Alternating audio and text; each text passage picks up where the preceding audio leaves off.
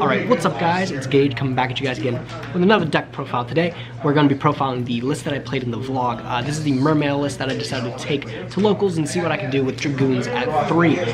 This list is very much a work in progress. It's definitely not finalized, but I'm going to share with you guys exactly what I played, and I'll talk about exactly what I would change when we get into this list. Again, this list is purely a work in progress, so there's going to be a lot of changes being made, but I'm going to take you guys down. We're going to show you guys it, and I'll talk about those changes as we get done. So let me tilt this down here. Alright guys, this is the Mermail list again that I decided to take for the vlog. I'm going to go over exactly the whole main deck, whole extra deck. I'll talk about changes as we get to them. So for the main deck, played 3 Teus, 2 Megalo, 1 lead as the Mermail package. I'm going to be going in packages talking about the list because this list is just really a amalgamation of just a whole bunch of different packages mixed into one, tied all together by Light of Seca. So the Mermail package was 3 Teus, 2 Megalo, 1 lead. I don't know if I'd play the lead moving forward because lead doesn't do too much. Sometimes you can pitch 3 cards out of your opponent's hand with Mullen Glacia plus lead, but it often doesn't happen. I would actually consider cutting this for the 3rd Megalo. It just makes more sense as Megalo is a much more stronger open.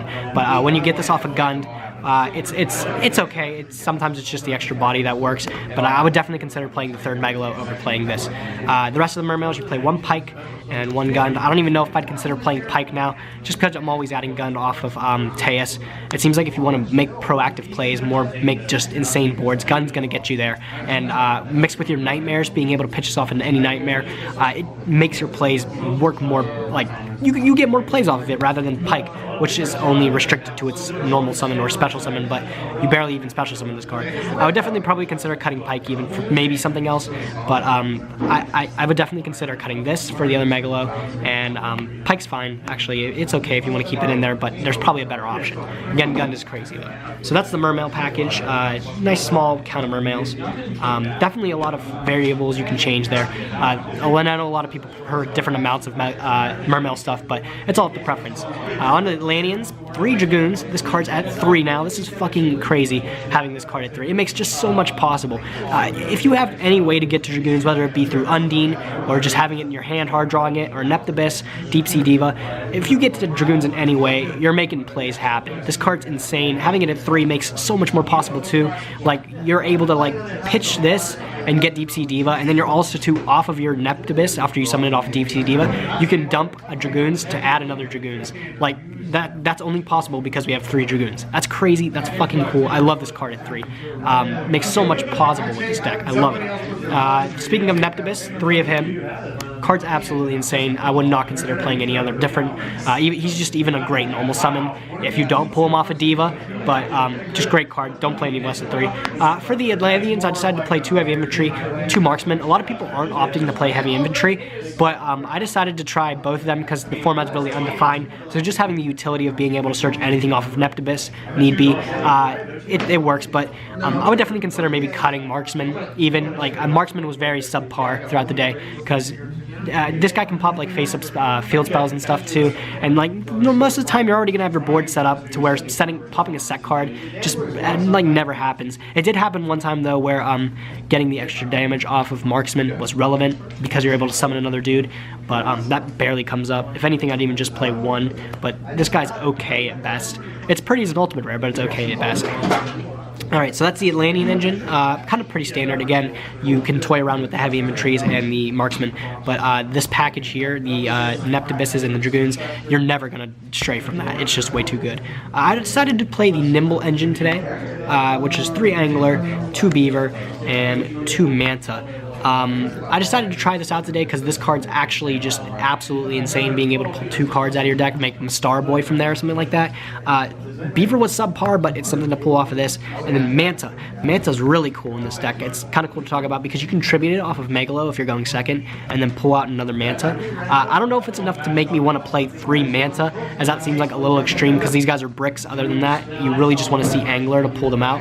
but occasionally it does happen where you can go Megalo, pop the Manta with Megalo to attack again, and get another free Manta out of the deal. So it happens. I like this engine. I don't know if anybody else feels it, but I feel like now that we have to gear the deck towards more spells, we have more wiggle room with the engines we want to play. So I think this Nimble engine, it's okay if you want to play it.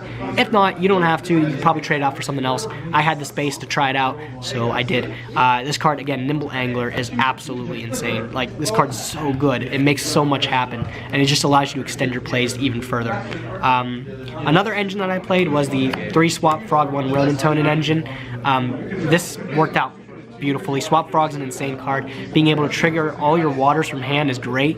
And also Ronin Tonin. Just being able to like banish Swap Frogs and get a free card out of the deal with Ronin Tonin is crazy too. Like, this synergy is just great. The free card's so awesome when you're just trying to extend and just power through combos. I think this engine is pretty cool. I don't think I'd play any more Ronin Tonin. Some people were like, you're not playing more than one Ronin Tonin. No, I don't see why not, because if you get one in the graveyard, you're going to be using it over and over again, so there's no reason to have more than one. So I feel like this engine's pretty cool. I like this engine. And then the last engine, I think this is the last engine, is 3 Undine, 1 Rosnix, and 1 Genix controller. This engine is probably, I'd say, the best one of the entire deck, just because Undine's so crazy. Like, the combo is you can like normal summon Undine, dump Rosnix, and then get your controller to your hand. Rosnix is in your graveyard, so you can banish it to get a token, which then you swap the token for Link Spider, and you can special summon the controller from your hand. And from there, you have like Link Spider up here, and then you got these two, so you can make like Nightmare Goblin to get another normal summon, and oh man, you can get plays rolling from there. Like, if you have Diva or you have Neptibus, you're gonna be making some insane boards. This engine is so good, and just the free monsters you get off of it, it's so flexible too. I love this engine, and at worst, you add Genix controller, which is just a free discard for Nightmare stuff, and you get a free draw out of the deal. This engine is insane. Undine's just a crazy card, and Rosnix was overperformed today. It was great. A lot of people kind of don't want to consider playing the card until like Needle Fiber or Summon Sorcerers come out, but I think this engine, just playing this card is just it's great. It opens up many plays. Like, again, the free Link Spider combo is great. That combo is really cool. I like that. I use that a lot throughout the day. So yeah, this engine here, really cool. I would definitely play this engine. I don't think you should opt to play it. And then kind of the other cards, the other ones that don't really fit into an engine, is you got Molten Glacia, you got Deep Sea Diva, and you got Ibly. I don't think I actually used Ibly all day. You could cut Ibly, but the thing is with Ibly, it's so cool because Mermaid is a water, so it triggers any of your waters in hand, and you get the free card out of the deal. It seems like it's got everything going for it that this card should be good, but it just never came up for me. Like, I never had the resources to trade one of my Nightmares down into the Mermaid, or I think I did maybe one game and it worked all right, but I wasn't able to like trigger a water monster in my hand, which sucked. But the synergy is there to play this guy plus Mermaid. I would definitely play it just because it happens enough. But yeah, Deep Sea Diva is insane. Molten Glacia is insane. This card's literally insane. I resolved it like so many times throughout the day. Dragoons at 3 makes it so much more possible to get this off all the time. That's the monsters, and then you play the 3 Lightaseka. Something that's not being played in this deck is the Scale Mizuchi. I personally would play it because if you don't open up Lightaseka, like, you get the free card off of Megalo, but even at worst, like, if you don't see Lightaseka, or if you do see Lightaseka, it's discard fuel for your nightmare cards, and then you get a free draw off of it. Or you can even have it on the field, and you can still activate Lightaseka because it's not in your graveyard. It's just, I feel like the Scale's just a free card, and why would you not play a free card? Because you're not always going to open this. It's only a 3-of, and it doesn't always come by, but oh my god, when you do draw this card, it is absolutely insane. Being able to not only just draw 2 cards for free, but also fix your brick hands and get rid of stuff that just doesn't belong there, like Ronin Tonins in your hands, or I don't know, just other stuff too. This card's insane. Beautiful card in this deck, just definitely ties it all together. So that is the main deck, 40 cards. Again, work in progress. I talked about all the changes that I would change from the main deck. I don't know, I'd love to hear what you guys think down in the comment section below of what to change. But that's the main deck. Let's move on to the extra deck, which this is also some things that I would change around with. I played one of the number 42 Galaxy Tomahawk. A lot of times I found myself where I was able to summon this thing, and then I'd be like, get all the tokens on the board, and then I'd be like, okay, what next? It just doesn't feel like you can do too much because the tokens can't like soup themselves into Trigate Wizard or anything like that. So sometimes you're just dealing with some guys and you don't know what to do with them.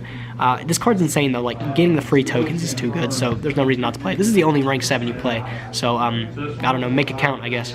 But the free advantage makes a lot of plays possible. For the other cards, Link Karibo. Link Spider. These are your ones besides Mermaid. I kind of put the Nightmare package in its own thing, but these are the other just generic Link ones. Works with the combo as necessary. This I've souped up Neptibus Prince a lot today with this guy.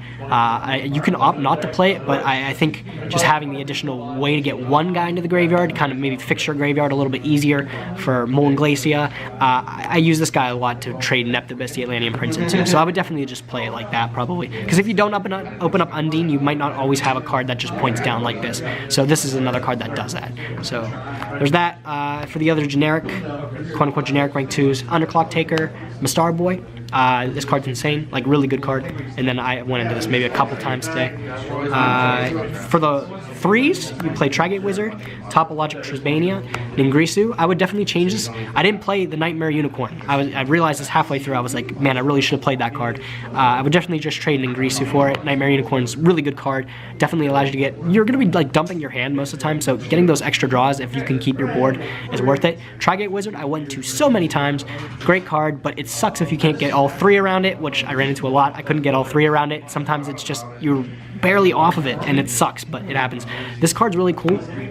We played the new time limit rule today at locals, so this thing is interesting because if you can go Mermaid, like if you can get this card here, and then you have Mermaid summon the what is it, the Ibly. You can summon the Ibly to your opponent's side of the field after you send it to the graveyard. Send it to this zone, pop everything, and then you can deal 500 to them, which is just enough to win. Again, it's only their cards that deal the 500, so it strictly only works with the fact that you can choose where Ibly goes. So you just pick it on their side of the field. I never actually brought this out. That's the only time I would in time limit, but it works. It's definitely something that you have to consider. Definitely something I would do, because you can't play Gaga Cowboy in this deck. But yeah, Train Ningrisu for the other Nightmare dude. Borreload, Firewall, Saryuja. I never summoned either of these. I'm surprised I didn't see summon either of these, but I brought this guy out a little bit. This card shouldn't be a 1 still. It's a crazy card, but I don't think I'd even play Saryuja. I'd probably just play Borreload, trade this for like the Nightmare Unicorn or something else. And then the Nightmare package, 1 Mermaid, 1 Phoenix, Cerebus, Goblin.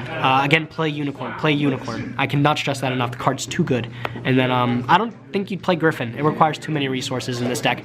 You're not going to always be doing it. But yeah, these cards are actually insane. They make a lot of things possible. Just probably the best Link monsters in the game, I'd say. So yeah, that is the deck profile. Again, that's a lot of things that I would change with the deck. Very much a work in progress. Those are things I personally would change and want to text next, but I wanted to give you guys the authentic list from the vlog. If you guys did not check out the vlog, you can go check that out. Links down in the description below. It'll also be at the end of the video here. So if you guys want to check that out, that's your opportunity to do so. You can see it in action. I don't think I'd win any of the games that I filmed, but you can see me, kind of my thought process through making the plays and everything, and maybe some struggles that I had. But yeah, that's it. If you guys liked the deck profile, be sure to give it a thumbs up. I would definitely try this deck out. It's a lot of fun to play. It's hella much fun to play. But yeah, I would definitely give it a shot if you have it. And having Dragoons at 3 is really cool. So yeah, if you guys liked the video, be sure to like, comment, definitely subscribe. I'll catch you guys in the next one. Thanks for watching, guys. Nim Nim signing out.